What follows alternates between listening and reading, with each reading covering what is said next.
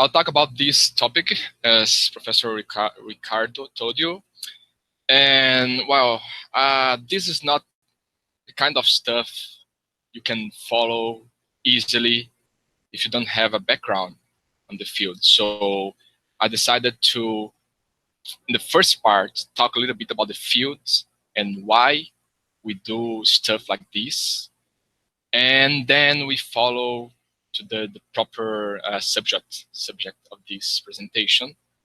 And we can talk briefly about what I've done during my doctorate in Bielefeld University in Germany. So let's start. I'll first present some introduction, then the family-based DCJ-DISTANCE, which is not the main subject of this presentation, but is important to understand what comes later. So what comparative genomics is? Well, this field, or research in this field, supports the investigation of important questions in other fields like molecular biology, genetics, and biomedicine. And a central question in this field is the elucidation of similarities and difference between genomes. But first, what a genome is. So we know, or you probably know or have seen this before, this picture or some picture like this one of the double-stranded DNA molecule. So we have base pairs in each DNA molecule that is composed by one of 4 nucleobases, which are cytosine, adenine, and so on. CAGT, the letters we know from school. So a genome is, we can see a genome as a sequence of letters over this alphabet, this 4 letters alphabet. So like this picture, and we can identify sequence of letters that compose what we call genes. So we group letters into what we call genes. Then we have gene 1, gene 2, gene 3, and so on. And a sequence of genes form a chromosome. Well, this is a standard approach in the field, but this is a very simplified view of what genomes are. Well, typically genes comprise just about 2% of genomes. So the other 98% of genomes are not genes. We can have non-coding regions, we can have binding sites, and even it's not like so simple like this picture. We have lots of space between genes because genes are just 2% of genomes. So we have lots of space between genes, and we have even space inside genes. But this is, like I told you, a simplified view of what genomes is.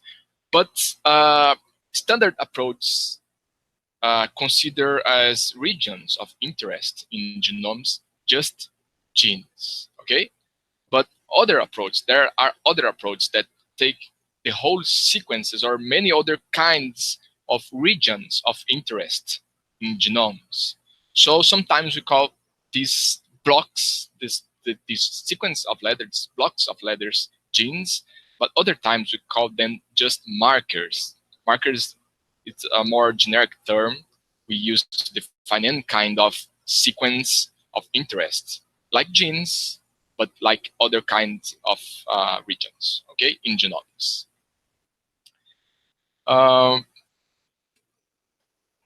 There is a very important tool for genome evolution, which is mutation.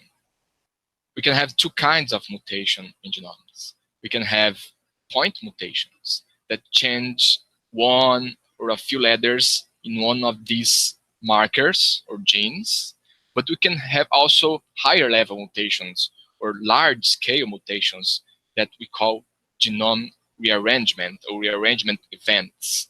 These kind of mutations, rearrangements, change the order or the sequence or the orientation of genes in DNA. Well, the first evidences of such large-scale rearrangements were found by Sturtevant in 20s, and he saw for the same chromosome in two different kinds of flies, the same genes, but in different positions. So he suggested that an inversion of one segment of the DNA could be the cause of this. After 70s, well, hundreds of genomes of species became available, and nowadays we have hundreds of genomes in detail to work on. So about rearrangement problems, this kind of problems were studied by Sankoff first in computer science in 90s. And a classical problem in this field is to compute the rearrangement distance. That is the smallest number of rearrangements we need to transform one genome into another genome. So, well, we can have different kinds of rearrangement operations. We'll see more about that later. But rearrangement distance, again, is the minimum number of rearrangements we need to transform one genome into another one.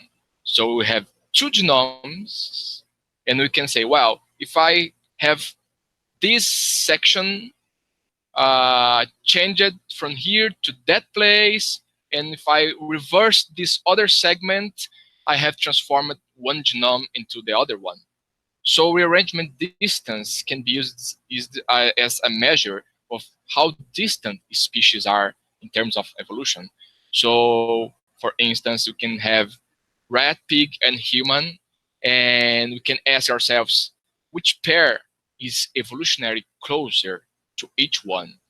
So we compute, we get the genes or the markers of the three species, compute the minimum number of rearrangements we need to transform one into the other one, and then we have the distance, this number of rearrangements. And we guess, or we suppose, the pair of species with the smaller distance is the closer one. Well, we can have many different kinds of rearrangement operations.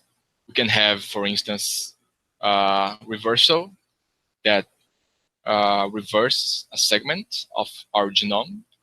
You can see here, these shapes are the genes or markers, okay?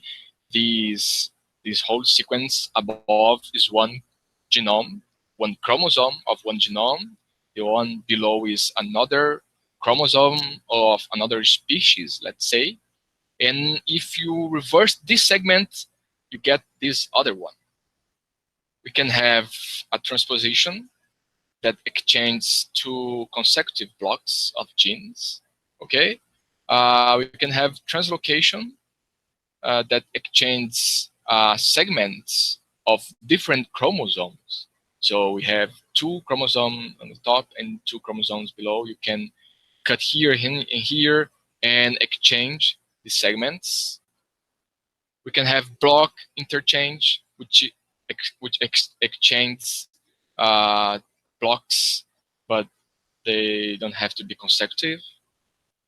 We can have fusion, fission, which get two chromosomes and join into one chromosome, or we can split one chromosome into two chromosomes. So this is fusion, fission.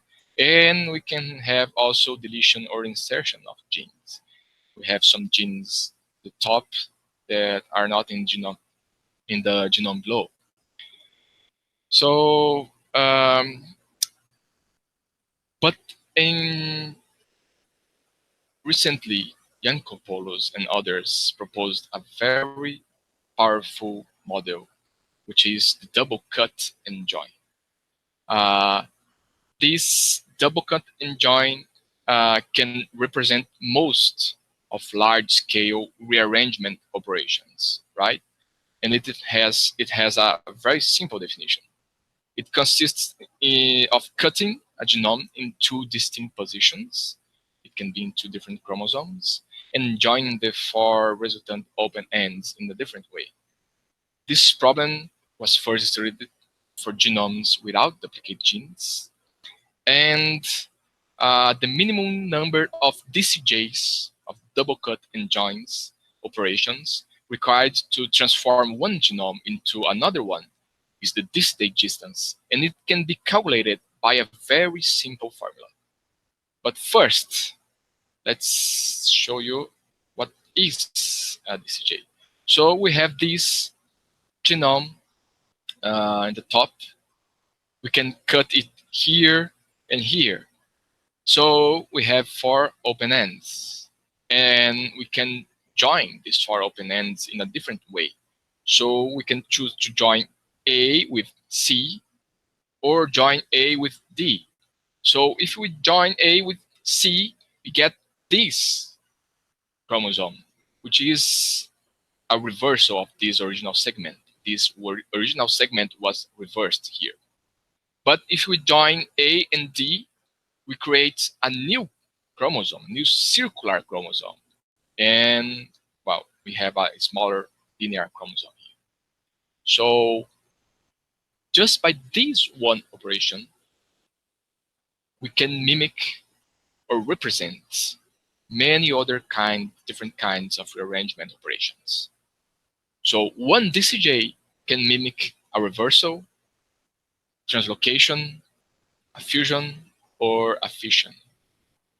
And two DCJs can mimic even more operations. We can mimic a transposition with operationally reversed first segment, and we can mimic a block interchange.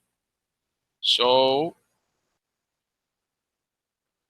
well, in the examples I've presented, we have just one copy of each gene. Each one of the shapes happen just once. But in nature, that's not what happens.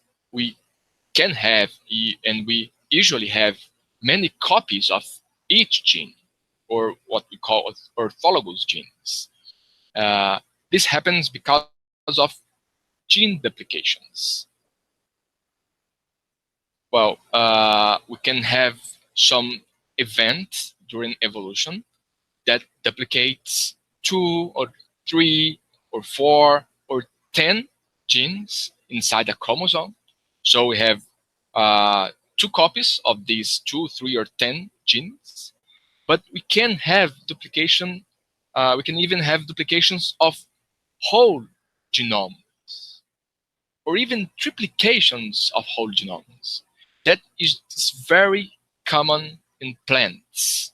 So at some point, you have some plants with, let's say, 10 chromosomes, and the descendants of these plants, because of something happened during its reproduction, happen to be, or happen to have, twice the number of chromosomes. That is 20 chromosomes. That's very common to happen in plants. Plants usually have many, many copies of each gene. But why? Why does that happen? Well, this kind of event, duplication, leads to innovation in evolution. I've read recently a very curious example. Let me show you. So this is the Venus flytrap. Is that kind of plant we've seen in TV but never in person? That is carnivorous, right? It eats insects, flies. Well, this Venus flytrap is found in nitrogen and phosphorus poor environments. And long ago, it had to adapt to survive in this kind of environment.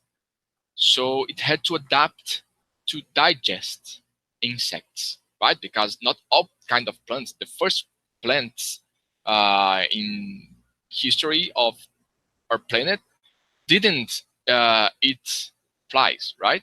So at some point, it had to adapt to digest insects. But how you do that? Not you, but how the plants do that. So let's say here we have a plant, right? You have the roots of the plant. The roots are below the earth, you know this. And we have some gene that helps the roots to absorb nutrients, right? Well, we know there are mutations in genomes, right? And this kind of mutations, then they can change the function of genes. So if you would change the function of this gene that helps roots to absorb nutrients, you die. But what if you have two copies of this same gene? Well, this left copy can keep as it is and keep helping the root to absorb nutrients, right? But it can happen mutations that change this second copy. And this second copy can change to have new functions or a slightly different function. In this case, it had one copy that changed to help the leaves to absorb nutrients. So having two copies of genes or even more copies of genes free one of more copies from selective pressure, there can be mutations without killing the plant, right? So long story short, mutation on this second gene copy don't kill the organism. Well, but this is okay. This helped this kind of plant that at some point turned into the Venus flytrap to use the leaves to absorb nutrients, right? So this was important for this kind of plant to adapt, to evolve. But back to computer science. Well, so we have multiple copies of genes, right? And what we do is we usually group genes with similar biochemical functions into what we call families. And those are called family-based approaches. Let me show you something.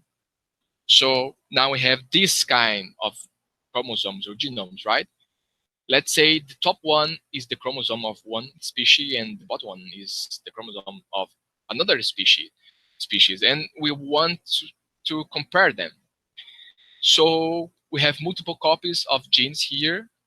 And well, we have two triangles, two squares, three circles.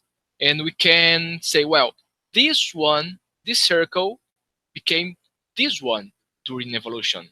And this one was a little bit, had some small changes and became this other one. And this one didn't exist in this other species, so during evolution was created by some kind of duplication. This gene was lost during evolution and so on. So when we have many copies of each gene, before calculating the minimum number of rearrangements we need to transform this into this genome, we have to associate genes. Let's say this one is this one is this one, and this uh, this example becomes this. So I said, well, this one is this one, and so on, and I have removed copies, extra copies, right? The unassociated copies. Well, that's what we do if we want to compare genomes with multiple copies. So we have proposed the local DCJ Similarity, which is a novel rearrangement-based measure, and we have used it to improve an ancestral genome reconstruction workflow. But before showing you that, let me show you the family-based DCJ distance, because our measure was based on this one. So we have this problem, the DCJ distance. Again, I've told you this many times before, right? But given two balanced genomes, which is genomes that have the same number of copies, right? We have one A here, one A here, two B's here, two B's here, one C here, and one C here. We want to compute the minimum number of DCJ operations to transform A, the first genome, into B, the second genome. But when we have multiple copies, we have many ways of associating genes. So if we say this gene, this B is this one, and this B is this one, we just need maybe one reversal or two to transform this into this. And if you say, well, if this B is this one and this B is this other one, maybe we can need more or less rearrangement operations, inversions, block interchanges, to transform this genome into this one. So in order to do that, we have to build the adjacency graph with duplicate genes. How we do that? So here we have genes, right? Gene A, gene B, we have two copies. It's the family B. Family C, we have just one copy of this C gene. And we have here arrows, right? Well, we have the head of the arrow and the tail of the arrow. And we create one vertex for each adjacency. So one here, we have one vertex here, one vertex here, another one here, and one here. And we connect them based on the heads and the tails of genes. So we connect the head of A to the head of A here. We connect the heads of B's to the heads of B's. And we do the same for C and the tails, right? Tail of A, tail of C, and so on. So we have this graph. This is more computer science, right? So we are getting away from biology right now. If we have just one copy of each gene, this adjacency graph is just a collection of cycles and paths, right? So it's a single collection of cycles and paths. We have one path here, one path here, and one cycle here, right? It's just a single way of, there's just a single way of decomposing this graph if we have just one copy of each gene, right? And then we can compute the DCJ distance by this very simple formula, right? N is the number of genes, C is the number of cycles, and I is the number of odd paths in this graph, right? But this is not our case. We do have multiple copies of genes. So we have something more like this. And what makes this hard is that we have many, many ways of decomposing this graph into paths and cycles. We can choose this cycle, but we can, because we have chosen this edge and this edge, but we can say, no, I don't want this cycle. I want this other cycle using more edges and so on. So there's not just a single decomposition of this graph into cycles and paths. We have many ways of decomposing it. So that's what makes works that work with multiple copies so hard. Well, there are many ways of decomposing this graph, right? And each one gives us one score that we call D score, right? And then the DCJ distance for this kind of genomes with multiple copies of genes becomes this, which is just the D value, the minimum D value given by all possible ways of decomposing this graph into cycles and paths, right? So I have to take into account all possible ways of decomposing this graph. The one that gives me the smaller D value is the DCJ distance, right? This value is the DCJ distance. Well, this is the DCJ distance. So based on this distance, we have developed or presented the family-based local DCJ similarity. Wow, here first, here it does matter how genomic markers are defined.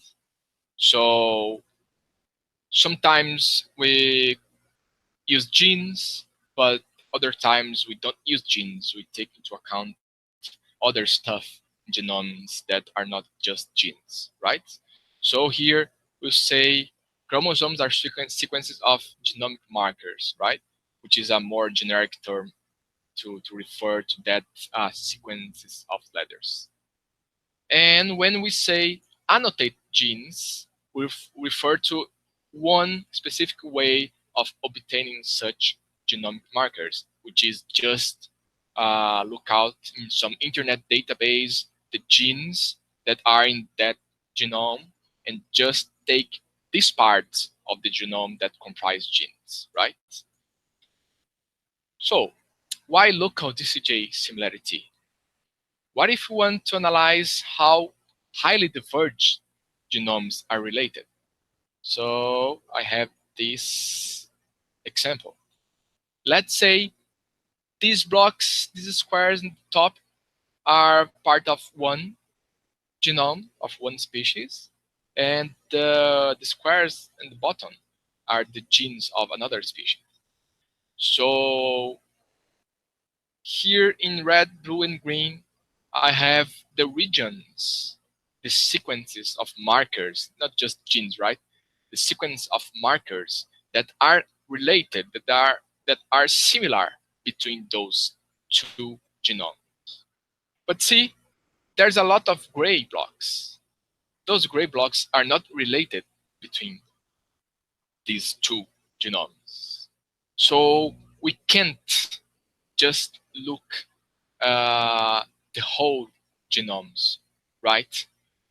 So global distance, no, that will not work if I want to analyze how similar those genomes are, because they are very far away, very apart from each other.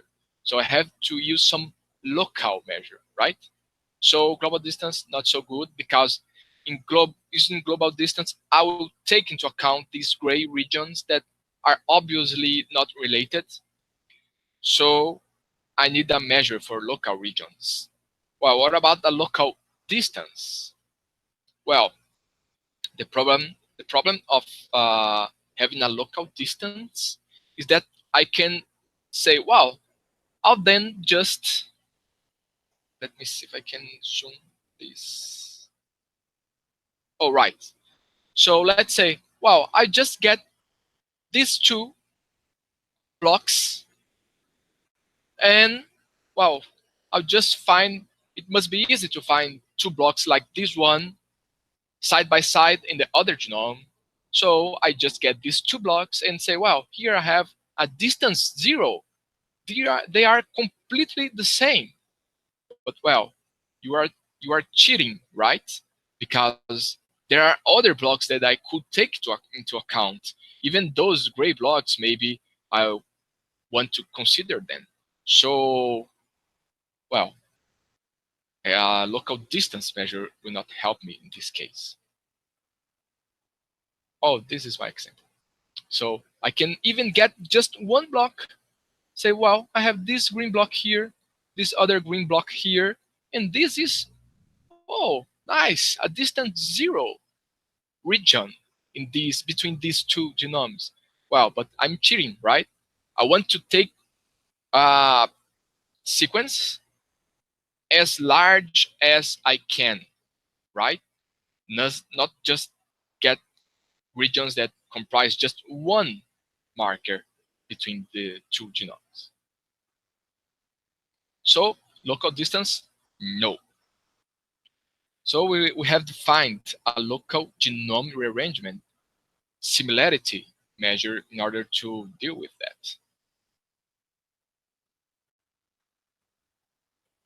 Well, we have other similar methods that find syntenic blocks, but those methods do not take into account the orientation and the order of markers, right? So we have other kind of measures that find these similar regions between genomes, but they do not take into account how genes or how markers are inside those blocks, right? And that's what we want to take into account. So in order to compute the local DCJ similarity for two regions, okay, S and T here are not the whole genomes, right? They are just two segments, two small regions of the whole genome. And how do we calculate the similarity score for these two regions? Well, if the two regions have the same number of copies of each gene and have no duplicate markers, no duplicate genes, we just build the adjacency graph for these two regions and compute uh, the distance, the similarity, the DCJ similarity by some formula. Well, but that's not the general case. In general, we have many copies of genes, maybe in different amounts above and below. So we have here 3 A's in the top, 2 A's below, 1 B on the top, 2 B's below, and so on. So we have to get rid of some of those copies, of those extra copies. So the first step, we get rid of them. So we get rid of this A, this C, and this B below. So now we have the same number of copies of each gene. We have 1B on both, 1D on both, and 2 A's, right? So for these two regions that we call S prime and T prime, right? S prime, because it's not the original one. So this is S prime. We also have to differentiate between different copies. That old story. I have to say this A is this one and this A is this one. What's the distance if I do this? Later, I can say, well, let's try something different. This A now is this A, and this A is this A. Let's compute the similarity again to see which association between different copies of A gives us the best similarity, right? So having done this, that we call the duplication, there's now a light blue, a dark blue, light blue, dark blue. We have regions S double prime and T double prime.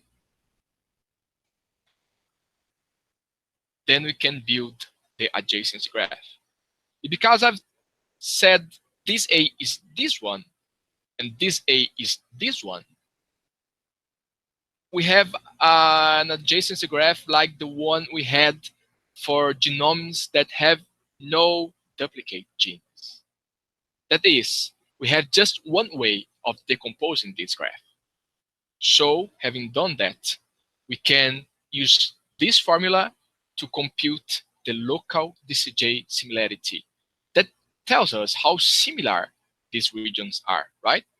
Well, I'm not going to details here, but it takes into account the cycles of this graph, the odd paths, the even paths, the number of deleted markers, the markers I got rid of them, and some deletion penalty, right?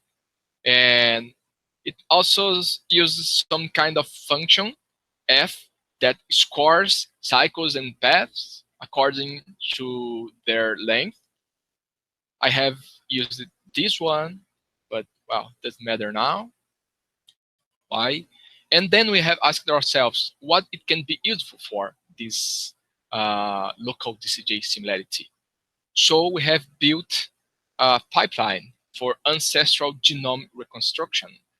That is when you have a modern species, the genomes of modern species, and you want to guess which genes were part of some common ancestor. We call this pipeline ANGORA, and it has some steps. I'll depict them here. So in the first step, let's say this is the genomic sequences of species A, B, and C. Then we define markers that are regions of these genomes we are interested in. Then we group them in families, right? So we have multiple colors here. Each color defines some family. And in this default approach, we take into account the whole sequence, right? Not just genes, but other kinds of regions that are regions of interest. Like as I told you, binding sites, non-coding regions, and so on. So I'm not depicting the orientation of genes here, right?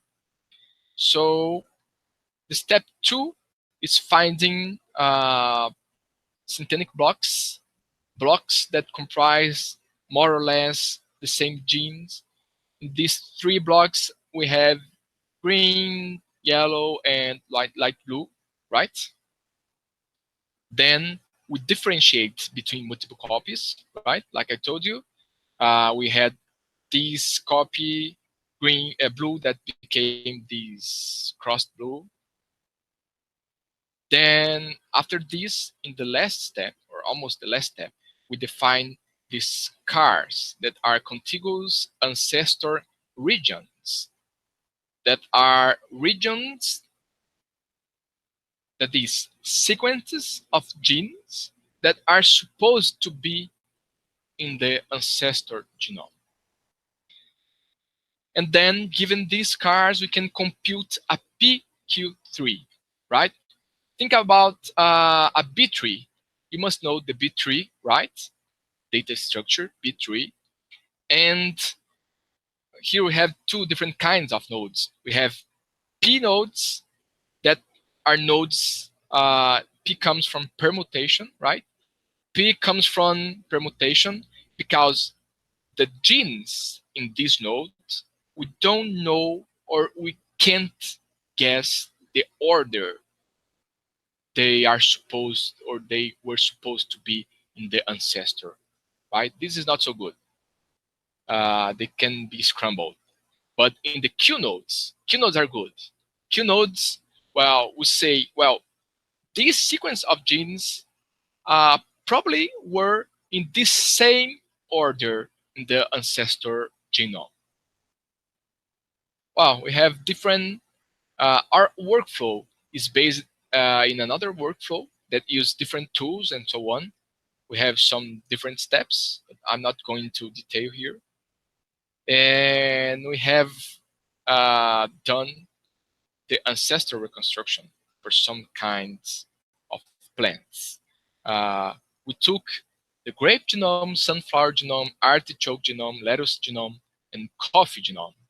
And we've tried to reconstruct the ancestor genome of all these 5 species, which is this one, right? This one is the ancestor genome of this species. Well, Just one example, if we look into the coffee genome, right? This picture shows how similar our results are given the original workflow. So our workflow is based on another workflow, and this pictures basically shows we get similar results, right? This is the proportion of shared genome content between coffee and grape genomes in the reconstructed ancestor, right? I'm not going to detail of what that means exactly, but well, this picture shows our method gives or produces similar results comparing to the original pipeline that is widely used, right? And well, but there are some different. Using genes, using genes, the original pipeline, or even is using genes in our pipeline. The reconstructed ancestor has around 7,000 genes.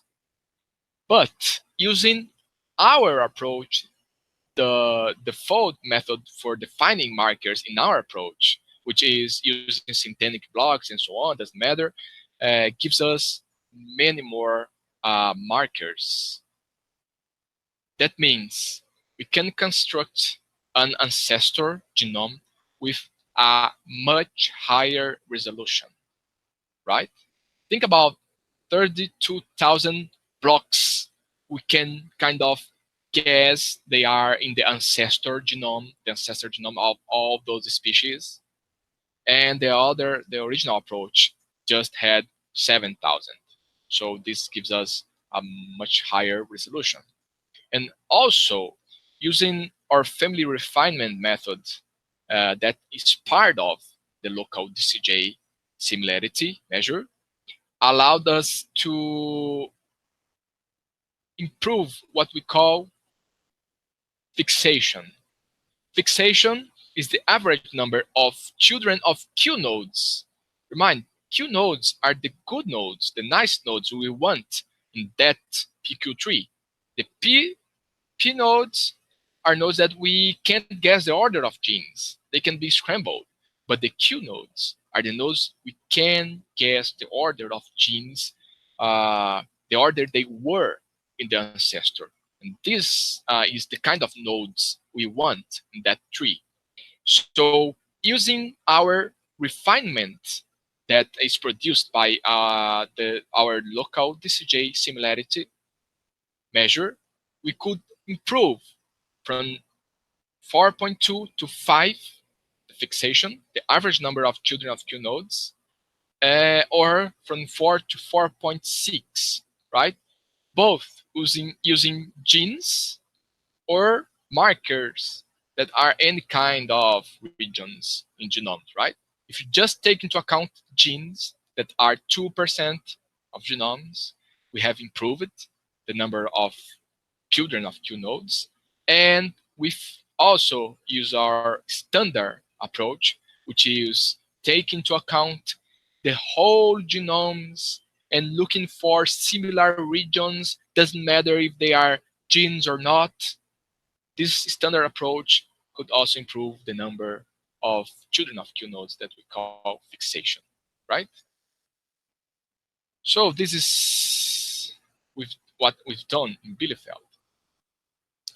So during my doctorate there, I have worked on these. There are some conclusions and open questions.